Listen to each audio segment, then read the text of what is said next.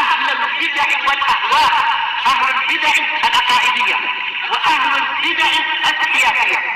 نقول بيننا وبينكم السلف، بيننا وبينكم الكتب، كان فيقول البدع بيننا وبينكم. بسم الله الرحمن الرحيم. الحمد لله حمدا كثيرا طيبا مباركا فيه كما يحب ربنا ويرضاه. أشهد أن لا إله إلا الله وحده لا شريك له، وأشهد أن محمدا عبده ورسوله صلى الله عليه وعلى آله وأصحابه ومن تبعهم بإحسان إلى يوم الدين. أما بعد، ikhwanil kiram rahimani wa rahimakumullah. Pada pertemuan yang lalu kita telah membahas tentang jenis-jenis jual beli yang diharamkan, dan pada pertemuan terakhir di antara jenis yang diharamkan adalah jual beli yang ada padanya penipuan.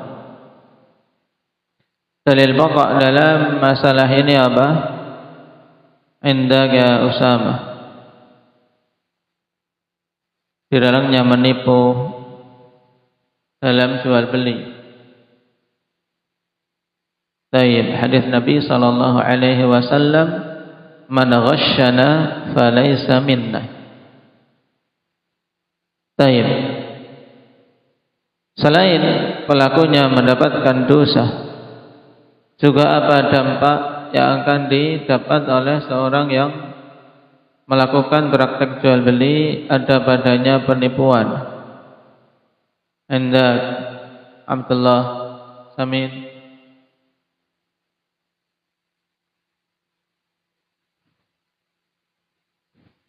Selain berdosa, dia juga apa?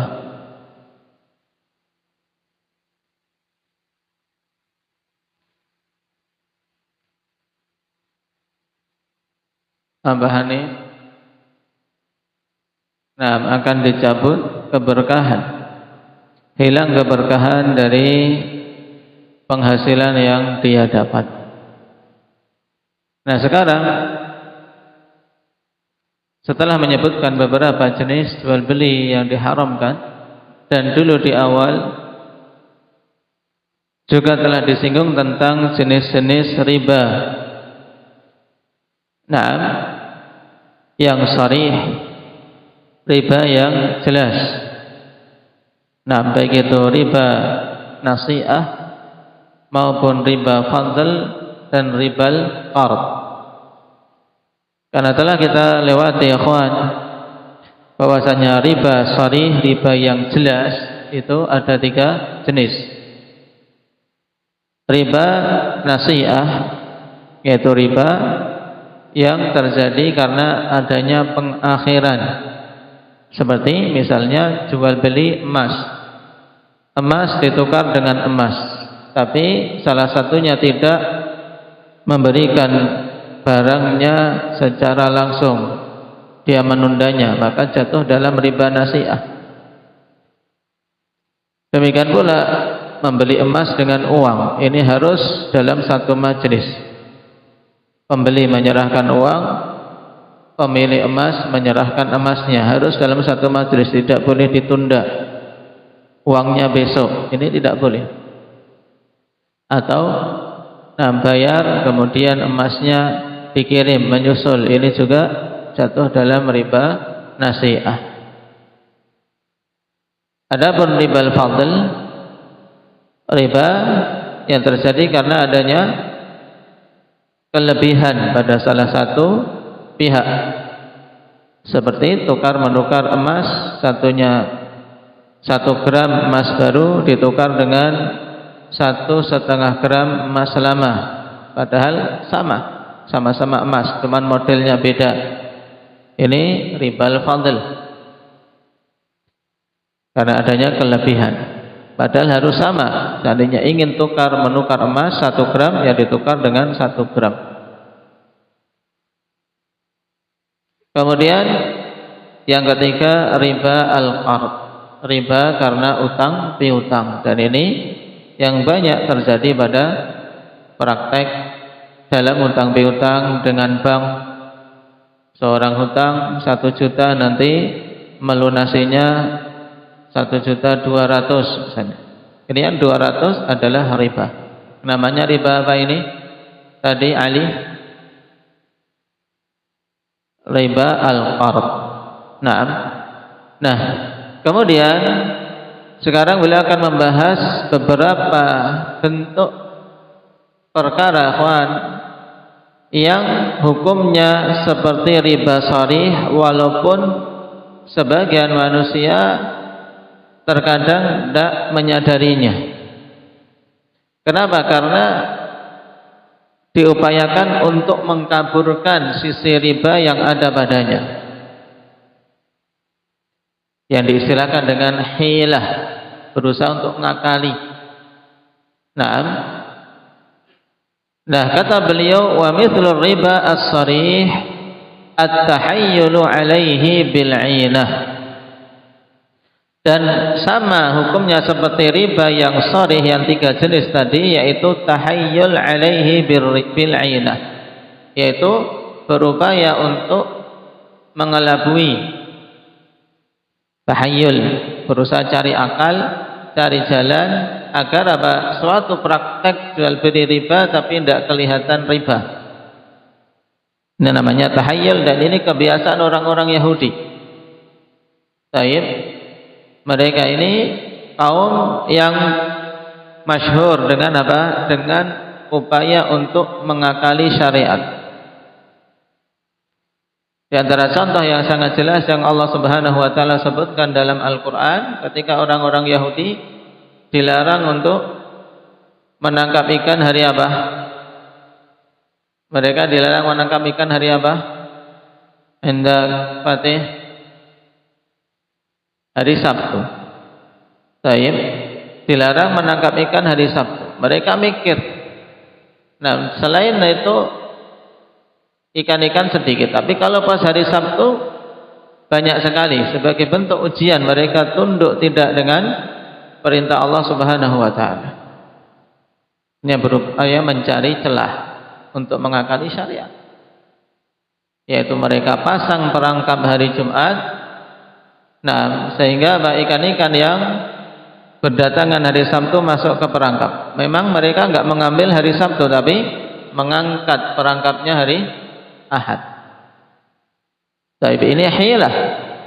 Tetap mereka dihukumi telah menangkapnya di hari Sabtu, karena Allah Subhanahu wa taala melarang untuk menangkap ikan di hari Sabtu. Dan ikan tersebut tertangkap di hari Sabtu walaupun perangkapnya sudah dipasang di hari Jumat. Ini bentuk hilah. Dan sangat banyak contoh-contoh hilah, yaitu akal-akalan yang dilakukan oleh orang-orang Yahudi untuk berupaya menerjang keharaman, tapi dengan cara yang samar. Demikian pula dalam praktek muamalah ribawi. Di sana ada praktek-praktek yang manusia berupaya untuk mencari hilah, yaitu mencari cara, mencari akal agar apa? Agar riba yang jelas menjadi samar, sehingga bisa dilakukan dan memakan banyak korban. Bisa diterima manusia yang mengingkari sedikit. Nah, sekarang dimulai dengan contoh yang pertama, yaitu al-'ainah. Jual beli 'ainah. Yang datang peringatan dari Rasulullah SAW. Tentang apa? Bahayanya 'ainah dan akibatnya yang akan menimpa umat. Sekarang bentuk jual beli 'ainah itu bagaimana? Kata Imam As-Sa'di rahimahullahu taala, bi an yabi'a sil'atan bi mi'atin ila ajal thumma yashtariha min mushtariha bi aqalla minha naqdan aw bil aks. Perhatikan bentuknya ini, jual beli ainah itu seseorang menjual barang dengan harga 100.000 taruhlah. Membeli barang dengan harga 100.000 ila ajalin. Nah, sampai apa? Sampai waktu tertentu, yaitu ditangguhkan. Nah, ditangguhkan apa? Pembayarannya. Thumma yashtariha min mushtariha bi aqalla minha naqdan. Taruhlah ini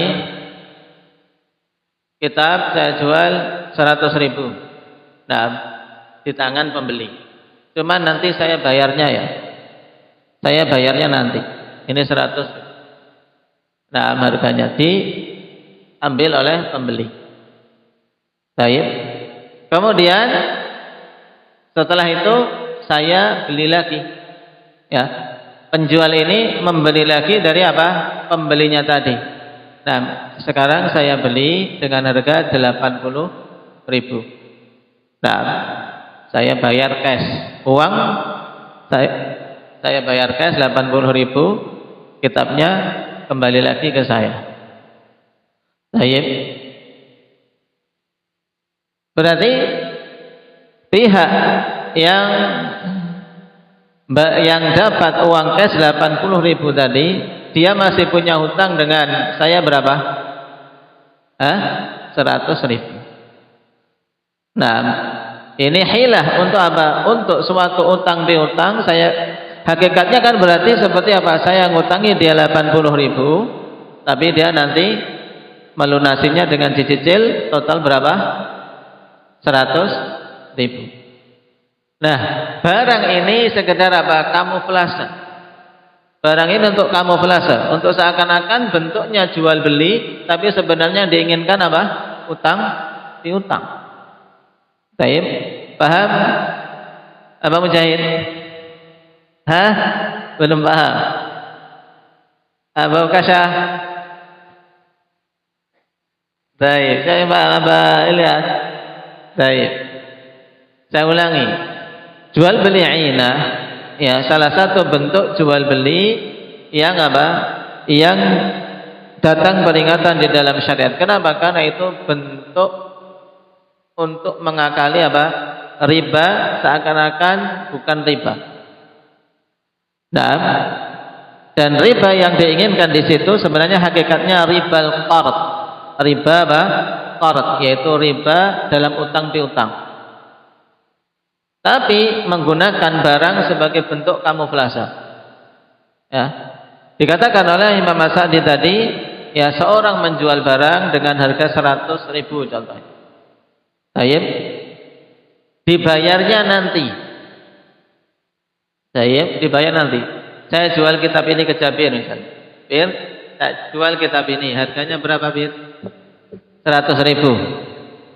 Nah, tapi kamu nggak punya duit. Nanti saya barang cicil 1 bulan. Nah, ya. Karena memang sebenarnya kamu nggak butuh kitab. Kamu butuhnya duit. Ya. Jabir ingin utang, cuman kalau saya ngutangi nggak dapat untung, rugi dong. Ya, sekarang biar nggak kelihatan qarat, nggak kelihatan utang piutang, sorry, inilah pakai kitab ini aja. Kitab saya jual 100.000, tapi boleh kamu cicil sebulan. Cuman nanti kamu jual ke saya lagi 80.000. Ya. Nah, setuju. Saya jual 100.000 dicicil. Nah, dan saya beli lagi kitab ini harga 80.000, saya bayar cash. Saya kasih kamu 80.000. Jadi kamu dapat duit 80.000. Memang inginnya uang. Nah, kitab kembali ke saya. Dan nanti masih ada apa? Masih ada cicilan. Nah, totalnya 100.000. Berarti saya untung berapa? 20.000. Paham?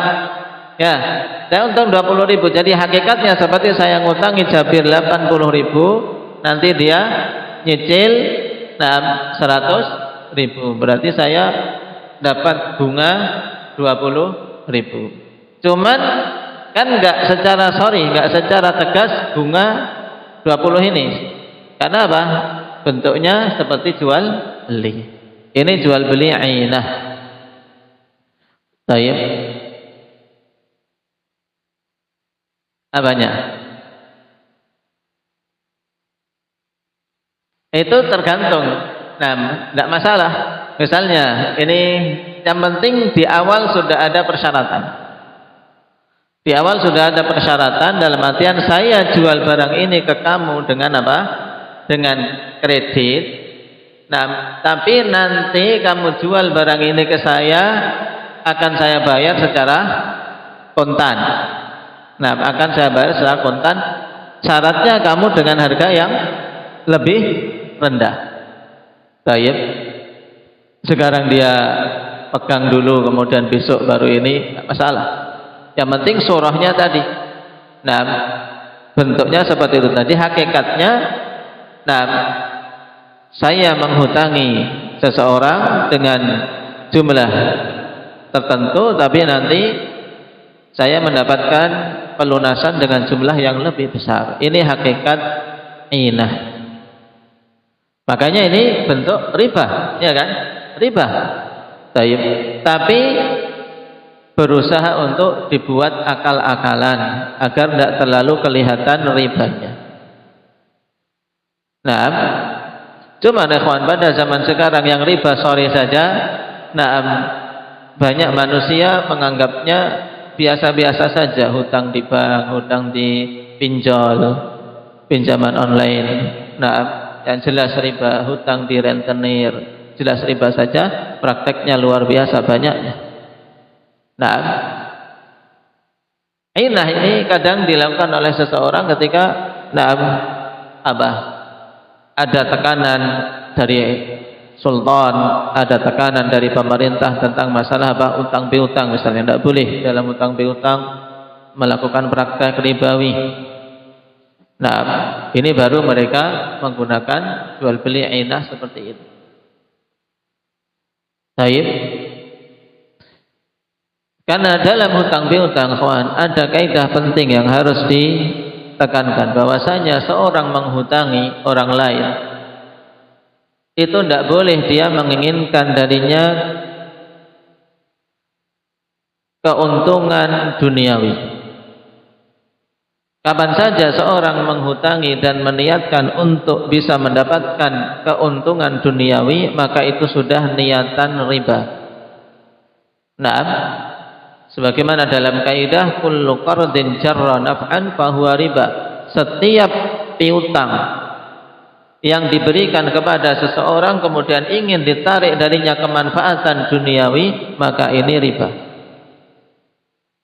Karena seorang menghutangi yang harus dia niatkan semata-mata mengharapkan pahala dari Allah Subhanahu wa taala. Jadi menghutangi itu perbuatan baik. Menghutangi itu akadnya akad apa? Tabarru', yaitu perbuatan baik kepada seorang, bantu seseorang. Makanya Allah Subhanahu wa taala berikan pahala orang yang menghutangi setiap harinya seperti bersedekah dengan kadar uang yang dia hutangkan tadi. Sehingga seorang yang menghutangi ihtisab. Nah, setiap hari dia seperti bersedekah dengan jumlah itu. Dan disunnahkan untuk ditetapkan jangka waktunya, temponya berapa, sehingga ketika nanti jatuh tempo, nampak pihak yang berhutang tidak mampu untuk melunasi, dan kita berikan tangguh lagi, pahalanya lebih besar lagi. Pahalanya lebih besar daripada yang awal. Dia ngasih, sudah tak kasih tempo lagi, 1 bulan lagi. Nah, dari tempo itu sampai 1 bulan dia mendapatkan pahala lebih besar daripada yang sebelum jatuh tempo. Nah, makanya seorang yang menghutangi dan dia ihtisab, dia akan mendapatkan keuntungan yang banyak, tapi keuntungan di akhirat. Keuntungan di akhirat. Apalagi kalau dia menghadapi orang yang sulit, dia butuh sabar. Nah, karena seorang berhutang, ketika berhutang biasanya baik. Gantian nanti kalau sudah sudah bagian untuk melunasinya, ini sudah sulitnya bukan main. Nah,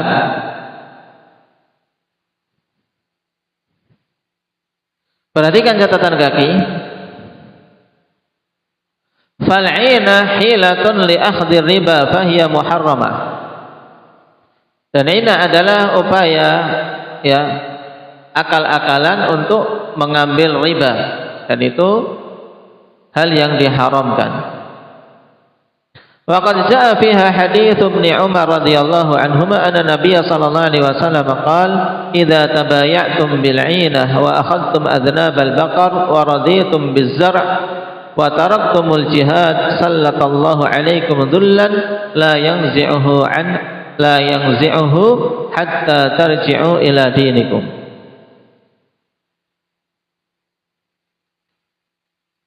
Telah datang hadis dalam masalah ini dari Abdullah bin Umar radhiyallahu anhuma, yang padanya menunjukkan bahayanya inah kalau sampai tersebar di tengah kaum mukminin.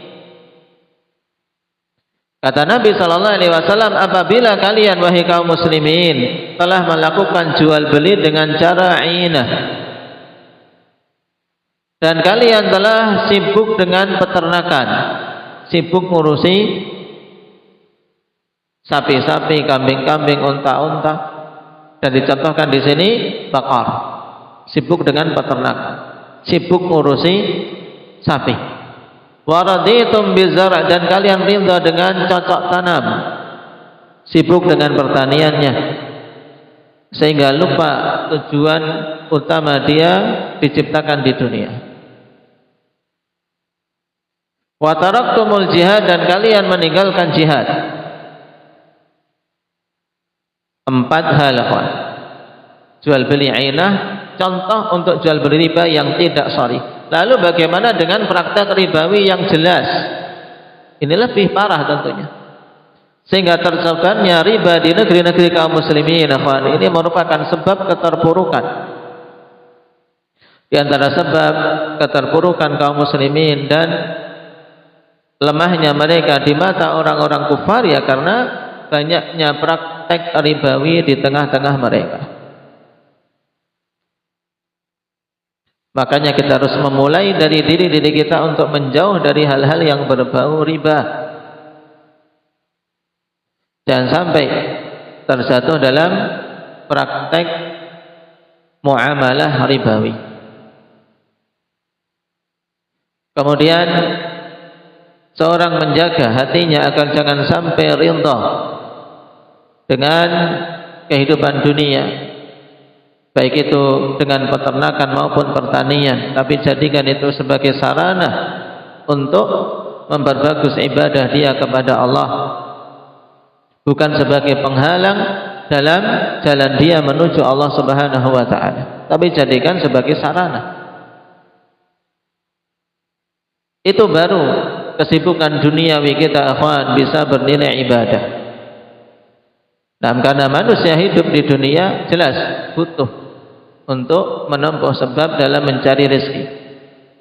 Tapi seorang muslim, seorang mukmin berupaya agar kegiatan duniawinya bisa bernilai akhirat, bagaimana dengan niatan yang baik.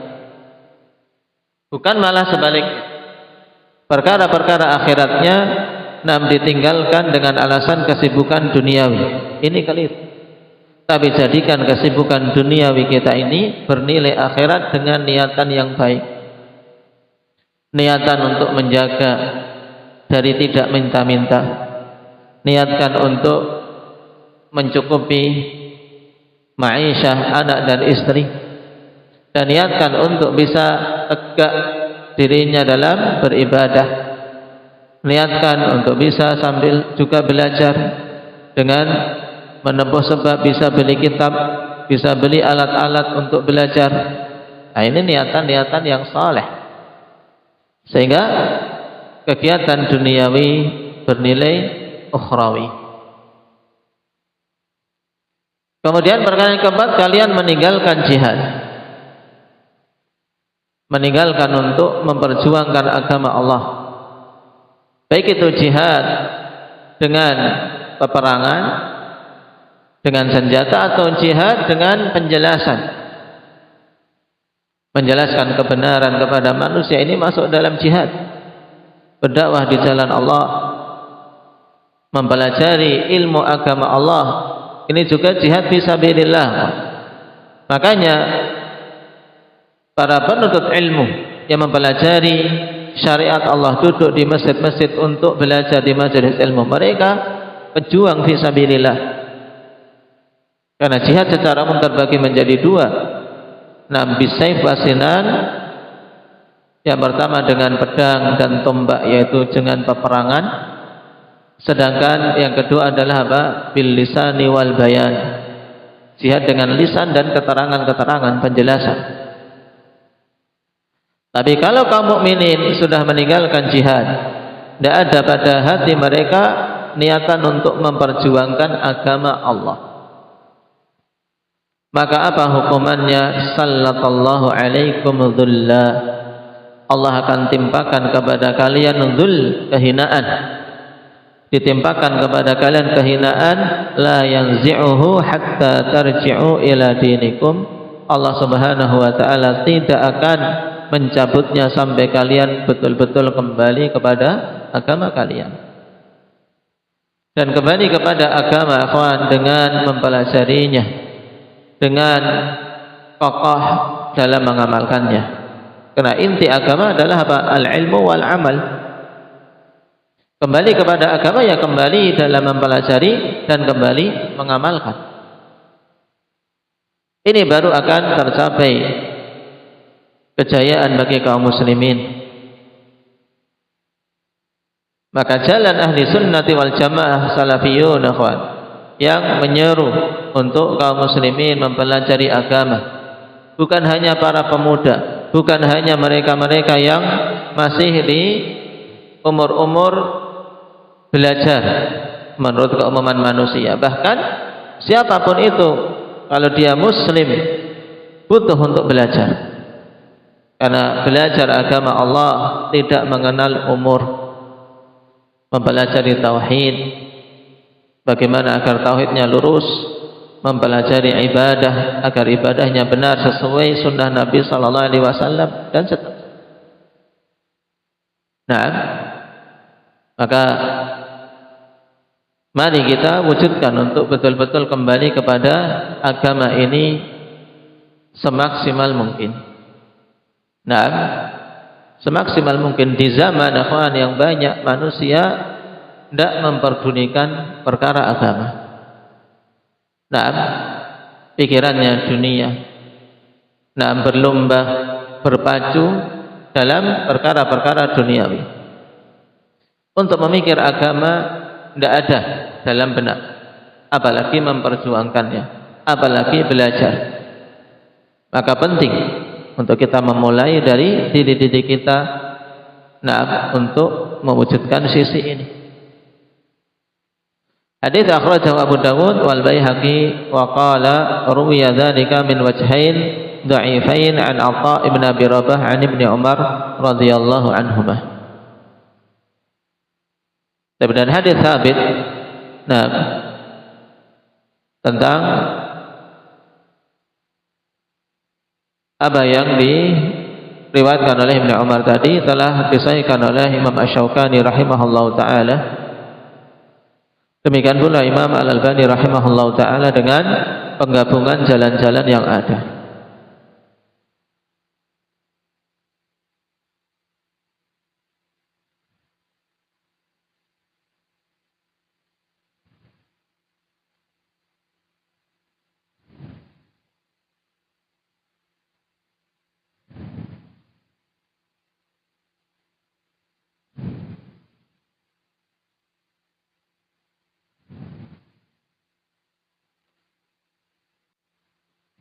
Kemudian akhwan, terkait masalah ainah ini, ya kembali kepada apa?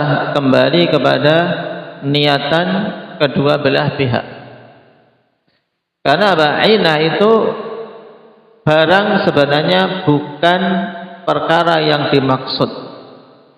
Padahal dalam jual beli, ya kawan, dalam jual beli, nah barang itu merupakan apa? Inti perkara yang dimaksud. Nah, seorang memberi motor, memang dia ingin untuk mendapatkan motor, sehingga dia membayarnya. Adapun jual beli ainah, barang ini bukan apa? Perkara yang dimaksud, dia sekedar sebagai kamuflase saja. Nah, sebagai kamuflase. Ini intinya. Makanya apa? Dia ibarat sebagai penghalal untuk menipu, menyamarkan seakan-akan itu adalah bentuknya jual beli, bukan apa? Bukan utang piutang. Baik. Adapun akhwan, suatu saat seseorang misalnya, nah tidak ada perjanjian, tidak ada kesepakatan. Nah, dia awalnya memang ingin beli motor. Tapi ingin beli motor. Tapi kepada seseorang. Nah, dia beli motor harga 10 juta. Nah, dicicil boleh oleh si pemilik motor, dicicil. Dan jual beli kredit akhwan pada asalnya boleh-boleh saja. Jual beli kredit. Nah, ketika apa? Bentuknya adalah pihak penjual dan pembeli, dua belah pihak. Nah, adapun praktek yang berlaku jual beli kredit menggunakan leasing, menggunakan apa? Departemen pembayaran, ini perkara lain, karena hakikatnya dia sebenarnya utang kepada leasing. Kemudian dia apa? Melunasinya dengan jumlah yang lebih besar. Ini juga hilah menuju riba. Tapi sekarang kita fokus dulu pada yang kredit syar'i. Nah, pembeli dan penjual. Penjual mengkreditkan motor, tidak ada aturan nanti ada denda dan ini dan itu. Nah, 10 juta misalnya. Dia cicil selama 1 tahun. Di pertengahan tahun, nah dia apa? Dia ingin menjual motor itu. Akhirnya dia jual kepada penjualnya awal. Dan dia mau membelinya dengan harga lebih murah. Ini termasuk ainah bukan, Ali? Tidak termasuk ainah. Kenapa? Karena mereka memang sejak awal apa? Meniatkan barang itu secara apa? Secara jelas. Jual beli memang niatannya barang. Tapi kemudian di pertengahan memang si pembeli ingin menjualnya. Nah, kemudian dia ingin mendapatkan uang karena butuh misalnya, sehingga dapat uang kontan. Tapi tetap dia masih memiliki tanggungan untuk apa? Melunasi kepada pihak penjual yang awal. Kalau contoh yang seperti ini, kawan, contoh yang boleh. Jadi pada jual beli ainah, intinya yang diinginkan adalah uangnya. Nah, untuk dia mendapatkan hutangan uang dan nanti melunasi dengan jumlah yang lebih besar kepada yang menghutangi dengan kamuflase menggunakan barang. Ya, ini jual beli ainah. Barakallahu fiikum. Siapa yang belum paham bentuk jual beli ainah? Pak Agus sudah paham? Baik.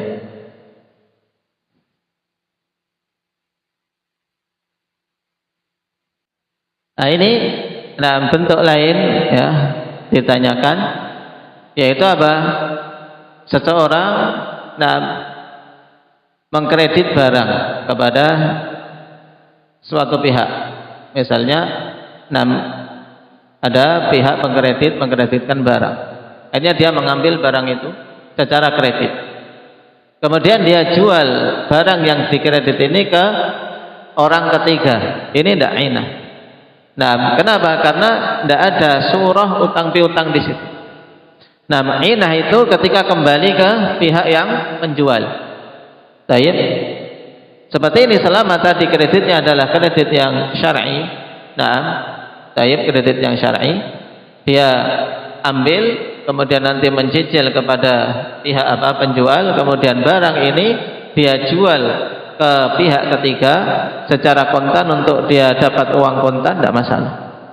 Nah, ini diperbolehkan, apalagi mungkin dia dapat barang murah, kemudian dia bisa menjual dengan dengan lebih tinggi. Ini kan memang tujuan jual beli, orang dagang seperti itu. Tapi dalam bentuk ini kan barang.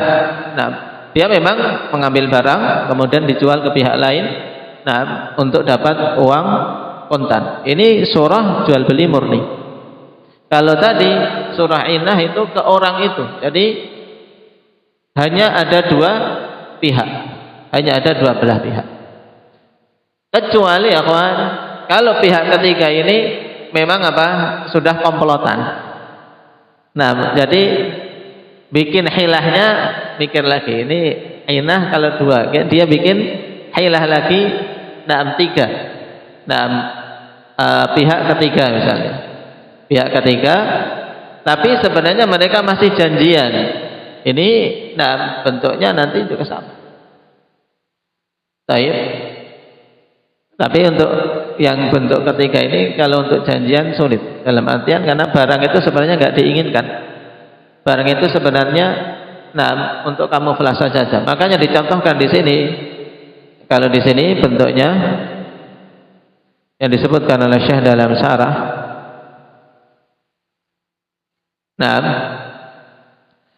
Lebih gamblang, yaitu seorang mengatakan, aqridni 50 alfan. Uridu an ashtariya biha sayyarah. Dia datang kepada seorang, hutangi aku 50 juta.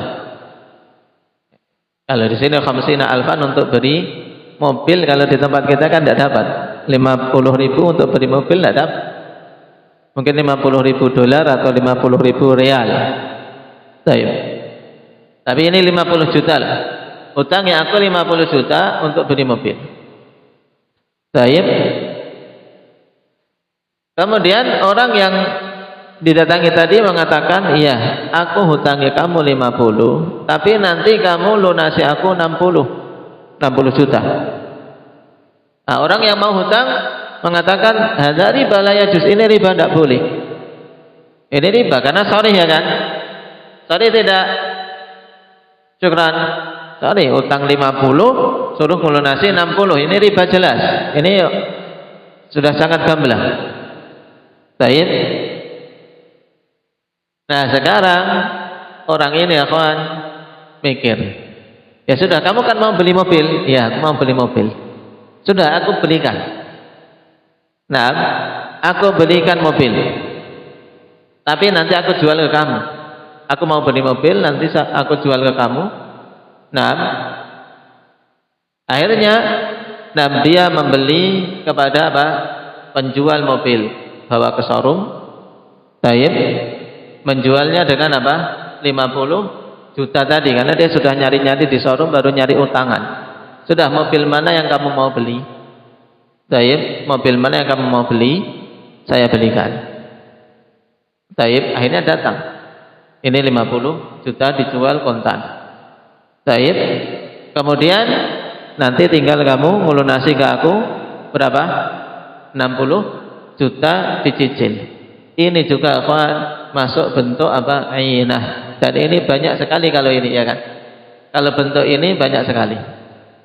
Ini yang ada pihak ketiga. Paham? Kan berarti orang yang mau utang, kemudian orang yang menghutangi, kemudian pihak penjual asli. Penjual asli. Adapun penjual aslinya dia tidak terkena riba, karena intinya dua orang ini yang ini penjual asli dia jual. Kecuali kalau tahu, seperti pada jual beli kredit dengan leasing ini. Jadi dari sini penjelasan ini, apa yang terjadi pada jual beli leasing, menggunakan leasing, kredit yang terjadi menggunakan leasing, ini masuk dalam jual beli ainah. Jual beli ainah. Kenapa? Karena leasing dia bukan penjual barang, tapi dia sekedar departemen pembayaran. dia yang membantu pembayaran secara kontan ke dealer, kemudian apa? Pihak pembeli nanti mencicil ke leasingnya. Paham? Dealer dapat kontan, nah leasingnya membayar kontan dengan harga lebih murah, kemudian dia nanti tinggal menerima pelunasan dari konsumen. Ini masuk ainah. Daib berdasarkan penjelasan dari Syekh Hafizahullah Ta'ala. Berarti akhwan, juga banyak terjadi pada orang-orang yang terkadang bertanya, dia bukan pedagang, tapi sekedar punya duit nganggur. Dia bukan pedagang, tapi dia punya duit nganggur, duitnya banyak. Dia menawarkan, siapa yang pengen untuk kredit, ke aku tidak masalah. Kredit apapun, kredit rumah, kredit mobil, kredit ini. Karena dia punya duit nganggur. Tapi apa? Ya orang ini nyari barang dulu. Orang yang mau beli, misalnya dia pengen beli, konsumen pengen beli rumah, dia sudah nyari rumah itu. Pak Haji Fulan itu duitnya akeh. Nah, suka bantu apa? Pelunasan. Datang ke dia. Pak, ini saya mau beli rumah itu, tapi nggak punya uang kontan. Nah, Bapak belilah itu rumah. Nanti saya beli ke Bapak secara kredit. Nah, paham? Ini juga ainah. Kenapa? Karena yang punya uang ini dia bukan apa? Bukan penjual, tapi sekedar pemilik modal. Nah, dia bukan penjual. Sehingga dia tidak ada kemungkinan rugi, ada tidak? Kemungkinan rugi ada tidak ini? Tidak, karena dia bukan pedagang, karena dia mesti untung. Kenapa? Karena dia cuma minjamkan uang atau melunasi pembayaran itu, kemudian nanti apa? Pihak yang pengen rumah tadi tinggal apa? Nyicil dengan apa? Dengan jumlah nanti yang lebih besar. Ruginya ya paling kalau nakal yang nyicil ini, ya kan? Itu resiko orang ngutangi kan itu. Ketika yang berhutang tidak tertib, tidak amanah dalam melunasi hutangnya. Paham sampai di sini? Ini bentuk-bentuk ainah. Baik.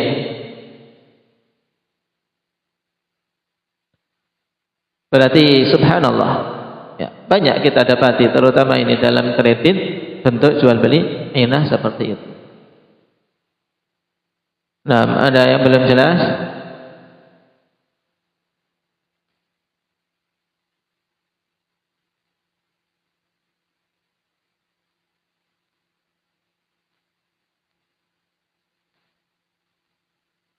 Ketika red apa di notanya,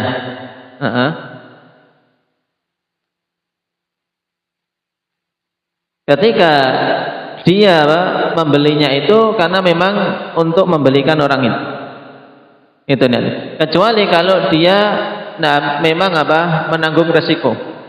Dalam artian orang yang mau nyari tadi seandainya batal tidak masalah. Ini baru penjual betulan. Namanya penjual betulan kan ada kemungkinan barang tidak laku. Ada kemungkinan barang tidak laku. Maka ketika ada seseorang ingin, saya pengen beli mobil, misalnya, ya saya tak kulaan mobil, akhirnya dia kulakan mobil.